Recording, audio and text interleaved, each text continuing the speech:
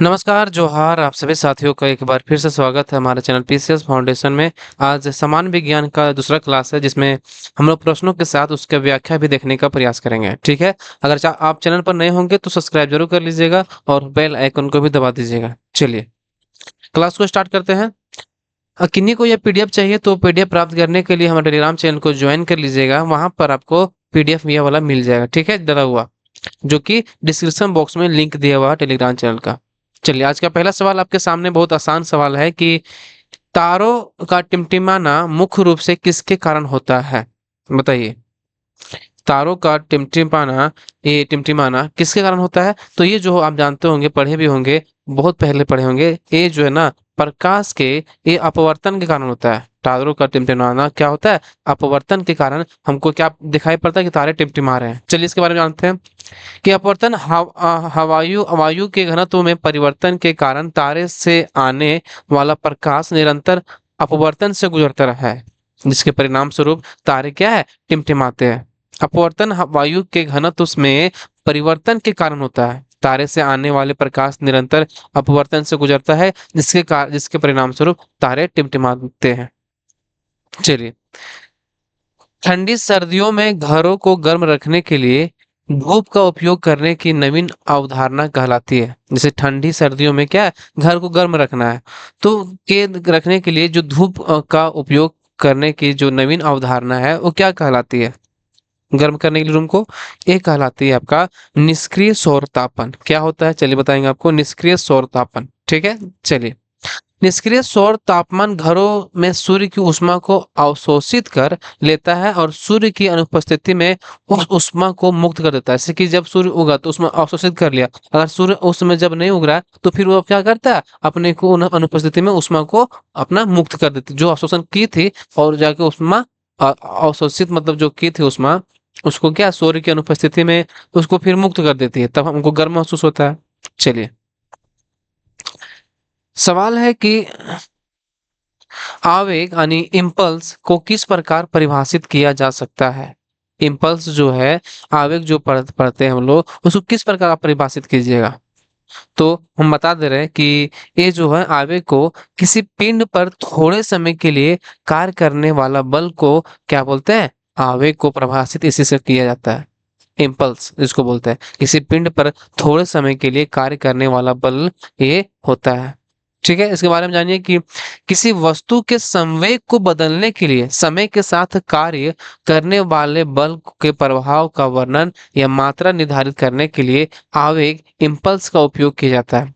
Unit KG metre पर second जो है, यह थोड़े समय के लिए कार्य करता है। यह बल की तरह एक सदिश राशि और इसकी दिशा भी है। ये क्या है? ये बल की तरह, ये यह सदिश राशि मतलब सदिश राशि करने का मतलब है कि इसका दिशा भी है, ठीक है। चलिए,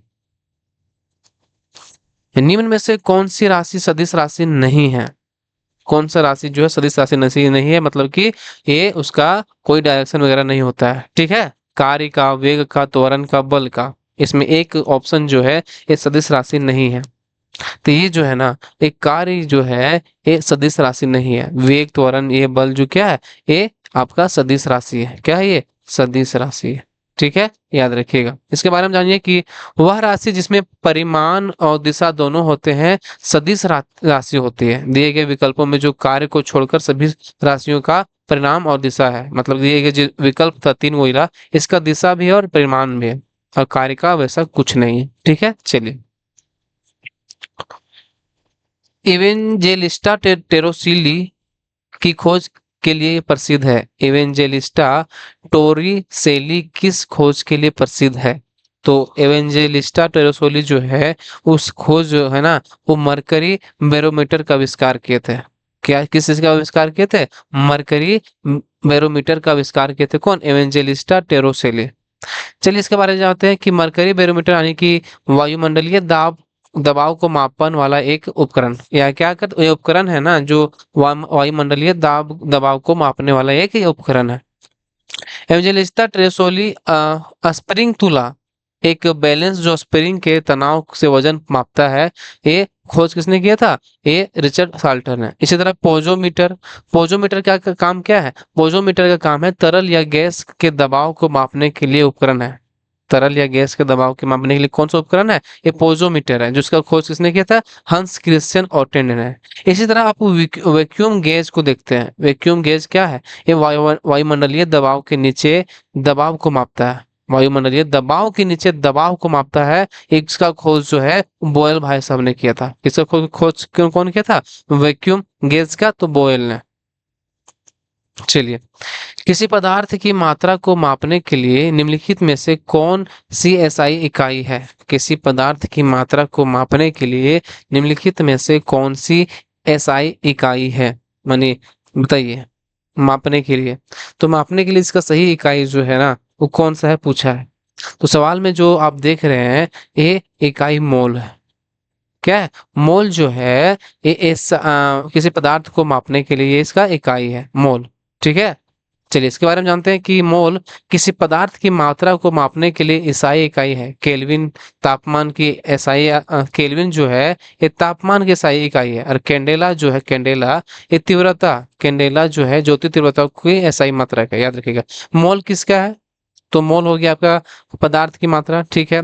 इस तरह केल्विन, केल्विन का किसका हो जाएगा? तापमान हो गया, टेम्परेचर। इस तरह ज्योति फ्लक्स यानी ज्योति तीव्रता ये किसका है? एसआई मात्रा कैंडेला की।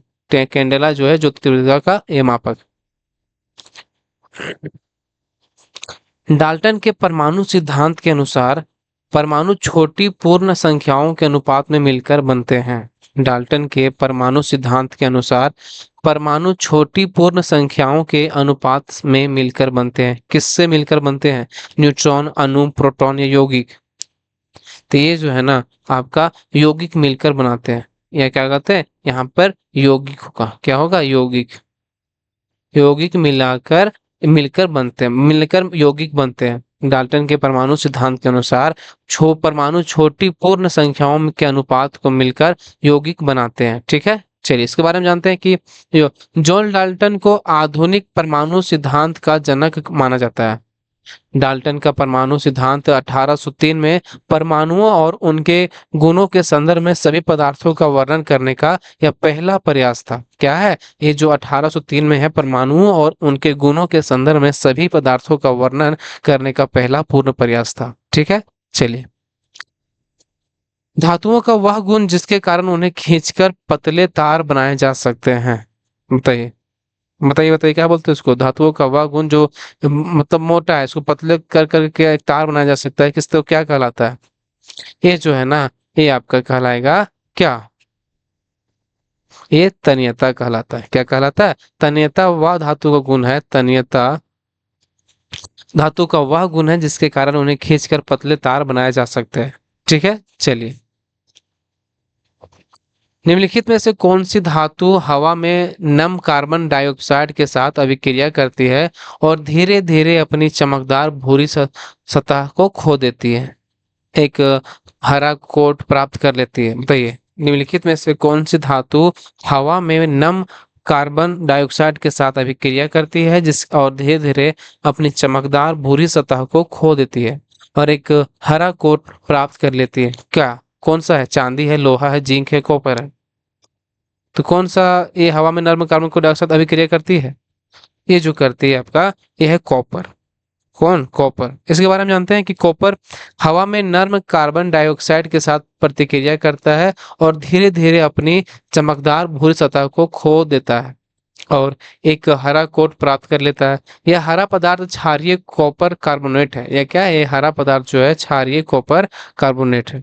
ठीक है। चलिए, निम्नलिखित में से कौन सा सही सुमेलित नहीं है? बताइए, कौन सा सुमेलित नहीं है? बताइए, बताइए, बताइए। ये टमाटर में पाया जाने वाला में क्या बोलते हैं उसको? ये सही है क्या? फॉर्मिक अम्ल बोलते हैं? बिल्कुल गलत है भाई साहब। फॉर्मिक अम्ल किसका है? तो चींटी का, चींटी के डंक जो होता है। ये तो एक फर्स्ट ऑप्शन गलत है, लेकिन और जान लीजिए। संतरे में पाया जाने वाला अम्ल जो है साइट्रिक बोलते हैं, बिल्कुल सही है। अंगूर में पाए जाने वाला अम्ल को टार्ट्रिक बोलते हैं। बासी मक्खन में पाए जाने वाले अम्ल को ब्यूट्रिक अम्ल बोलते हैं, लेकिन टमाटर में पाए जाने वाले को क्या बोलते हैं? बताइए। उसको बोलते हैं ऑक्जेलिक। क्या बोलते हैं? ऑक्जेलिक।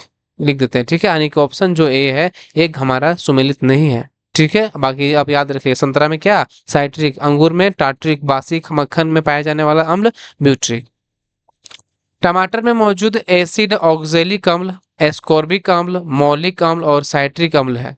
तीन को उसमें है, कौन कौन है, ऑक्जेलिक, कास्कॉर्बिक, मैलिक और साइट्रिक अम्ल। कुछ प्राकृतिक अम्ल और उनके स्रोत जैसे कि एसिटिक अम्ल सिरका में होता है, मौलिक अम्ल जो होता है, मैलिक अम्ल सेब में होता है, मैलिक अम्ल किस में होता है, सेब में, और टार्ट्रिक अम्ल जो होता है इमली अंगूर में पाया जाता है। ठीक है, चलिए। प्रतीकों के अपने समान अर्थ होने के साथ निम्नलिखित में से कौन सा एक परमाणु द्रव्यमान को इकाई को परिभाषित करने के लिए मानक रूप में प्रयोग किया जाता है, बताइए। प्रतीकों के अपने समान अर्थ होने के साथ निम्नलिखित में से कौन सा एक परमाणु द्रव्यमान इकाई को परिभाषित करने के लिए मानक के रूप में प्रयोग किया जाता है। तो किसको मानक के रूप में प्रयोग किया जाता है, तो C12 को। किसको, C12 को मानक के रूप में ये प्रयोग किया जाता है। इसके बारे में जानिए कि परमाणु द्रव्यमान को कार्बन परमाणु के द्रव्यमान के 12वें भाग के बराबर द्रव्यमान के रूप में परिभाषित किया जाता है। किसी तत्व के समस्थानिक का द्रव्यमान कार्बन 12 के मानक के संबंध में व्यक्त किया जाता है। क्या कहता है, कार्बन 12 के मानक के संबंध में व्यक्त किया जाता है। ठीक है, चलिए। परमाणु क्रमांक 31 वाला कौन सा रासायनिक तत्व है। परमाणु क्रमांक जो 31 वाला कौन सा रासायनिक तत्व है, बताइए। ये जो है ना, ये आपका गैलियम, क्या बोलते हैं उसको, गैलियम जो है परमाणु 31 क्रमांक वाला ये रासायनिक तत्व है, याद रखिएगा कौन है, गैलियम। इसके बारे में जानते हैं कि गैलियम जो है एल्यूमिनियम की परमाणु संख्या 13 है, इंडियम की परमाणु संख्या 49 है, थेलियम का जो परमाणु संख्या 81 है, और उसका कितना बोले, गैलियम का भी, तो गैलियम का 31 है। ठीक है, चलिए। निम्न में से किसने अष्टक सिद्धांत दिया था।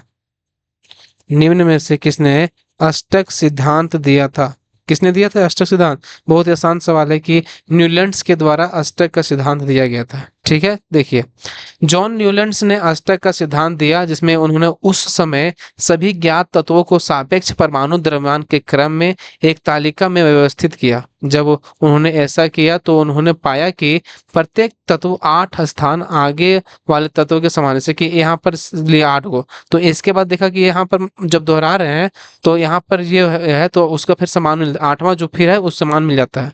इसके यही उन्होंने सिद्धांत दिया था। ठीक है, चलिए। यूजेनॉल निम्न में से एक प्रमुख घटक है। यूजेनॉल, यूजेनॉल किसका एक प्रमुख घटक है। यूजेनॉल जो है ना, ये आपका लौंग सुगंध तेल का ये प्रमुख घटक है। किसका, लौंग सुगंध तेल का एक प्रमुख घटक है। चलिए, यूजेनॉल जिसे लौंग का तेल भी कहा जाता है, यह एक सुगंधित तेल है जिसे लोग लौंग से निकाला जाता है, जिसका व्यापक रूप से खाद्य पदार्थों के स्वाद के रूप में और दांत दर्द के इलाज के लिए उपयोग किया जाता है। देखते नहीं, दांत दर्द करा तो लौंग रख लीजिए तो थोड़ा बहुत ठीक हो जाता है। चलिए, निम्नलिखित संयोजनों में से कौन सा संयोजन कठोर जल में उच्च मात्रा मौजूद है। निम्नलिखित संयोजनों में से कौन सा संयोजन कठोर जल में उच्च मात्रा में मौजूद है। कठोर जल में उच्च मात्रा मौजूद किसमें है, तो ये जो है ना आपका, ये आपका कैल्शियम और मैग्नीशियम में जो है, ये संयोजनों में कठोर जल में उच्च मात्रा में इसमें मौजूद है। ठीक है, इसमें कैल्शियम और मैग्नीशियम है। ठीक है, कठोर जल में कैल्शियम और मैग्नीशियम के संयोजन अधिक मात्रा में मौजूद होता है। जब पानी चूना पत्थर या जिप्सम के माध्यम से रिसता है तो जिसमें कैल्शियम और मैग्नीशियम की मात्रा अधिक होती है तो कठोर पानी बनता है। जब कैल्शियम और मैग्नीशियम की मात्रा जब अधिक हो जाएगा ना, तो ये क्या बनता है, एक कठोर पानी बनता है। ठीक है, चलिए। निम्नलिखित में से कौन सा विटामिन अंडे में अनुपस्थित होता है। अंडा खाए हैं तो अंडे में कौन सा विटामिन अनुपस्थित होता है, विटामिन B, A, C या K, तो कौन सा उसमें अनुपस्थित होता है।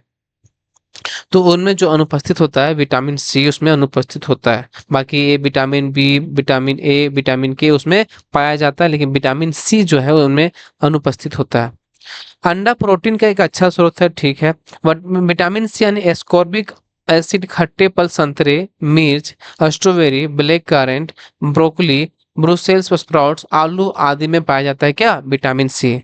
आंवला की समृद्धि का अंदाजा इस बात से लगाया जा सकता है कि लगभग 100 ग्राम वजन वाले फल के एक औसत गुणवत्ता वाले टुकड़े में 800 मिलीग्राम तक विटामिन सी हो सकता है। सोचिए, आंवला आंवला खाइएगा तो मजा आ जाएगा, जो कि व्यावसायिक रूप से उपलब्ध टैबलेट से कहीं अधिक है। जो जैसे कि जैसे टैबलेट मार्केट में बिक रहा है ना, ये वाला आंवला वाला, तो उससे ज्यादा कहीं अधिक अगर एक आंवला आप खा लेते तो बहुत ही फायदेमंद होता है। ठीक है, चलिए।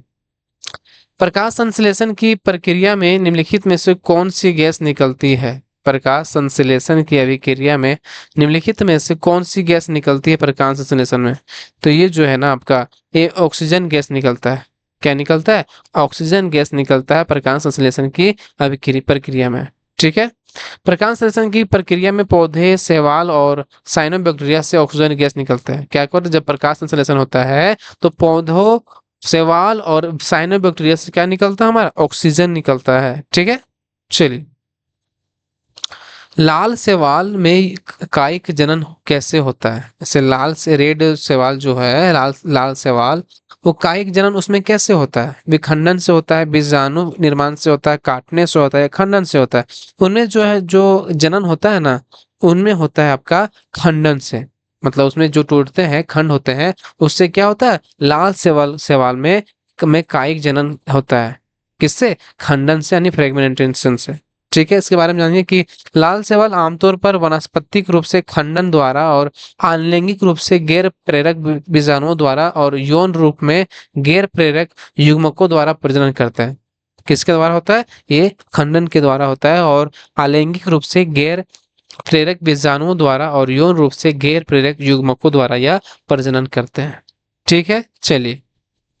मानव शरीर के निम्नलिखित भागों में से कौन सा कार्बन डाइऑक्साइड अवमुक्त करता है जो शरीर के बाकी हिस्सों से रक्त द्वारा लाया जाता है? मानव शरीर के निम्नलिखित भागों में से कौन सा कार्बन डाइऑक्साइड अवमुक्त करता है जो शरीर के बाकी हिस्सों से रक्त द्वारा लाया जाता है?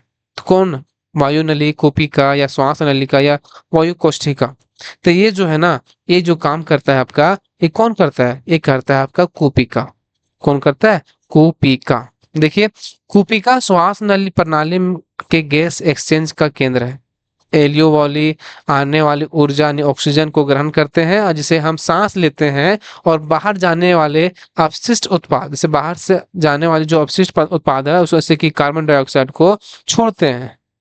चूंकि यह एल के एलोवेली की दीवारों में रक्त वाहिकाओं, कोशिक जैसे कि रक्त वाहिकाओं कोशिकाओं के माध्यम से चलता है, हमारा रक्त जो है एलियोवेली से ऑक्सीजन लेता है, और एलियोवेली जो है, ये एलियोवेली कार्बन डाइऑक्साइड देता है। एलियोवेली क्या देता है? कार्बन डाइऑक्साइड, लेकिन लेता है क्या? ऑक्सीजन लेता है। ठीक है, चलिए।